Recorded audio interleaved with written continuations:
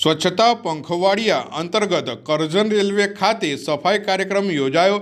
સ્વચ્છતા ત્યાં પ્રભુતાના અભિગમ સાથે સ્વચ્છતા પંખવાડિયાની ઉજવણીના ભાગરૂપે કરજણ રેલવે સ્ટેશન ખાતે આજરોજ બીપીસીએલ અને કપીમન એજ્યુકેશન ટ્રસ્ટના સહયોગ થકી કરજણ રેલવે સ્ટેશન ખાતે સફાઈ અભિયાન કાર્યક્રમ યોજવામાં આવ્યો હતો, જેમાં રેલવે સલાહકાર સમિતિના સભ્ય અભિષેક ઉપાધ્યાય, કરજણ રેલવે સ્ટેશનના અધિકારીઓ અને કાર્યકરો ઉપસ્થિત રહી રેલવે સ્ટેશન ખાતે સફાઈ યોજી હતી। સાથે સાથે રેલવે સફાઈ કર્મચારીઓને સફાઈ માટેની કીટ અને રેલવે સ્ટેશન સ્વચ્છ રહે, લોકો કચરાપેટીમાં કચરો નાખેના ઉપદેશ સાથે ડસ્ટબિન આપવામાં આવ્યા હતા।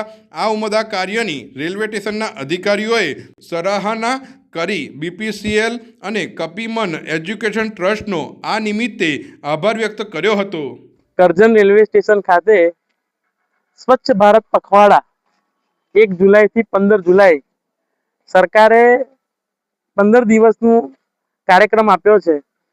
તેમાં બીપીસીએલના માધ્યમથી કપીમન એજ્યુકેશન ટ્રસ્ટ દ્વારા અમે નક્કી કર્યું કે કરજણ રેલવે સ્ટેશનના એક સેન્ટર પોઈન્ટ છે સમગ્ર તાલુકાનું, અને ઘણા લોકોની અવરજવર થતી હોય છે, તો રેલવે સ્ટેશનને સ્વચ્છ બનાવીએ, દેશને સ્વચ્છ બનાવીએ અને સ્વચ્છતાને કાયમી પાલન કરીએ।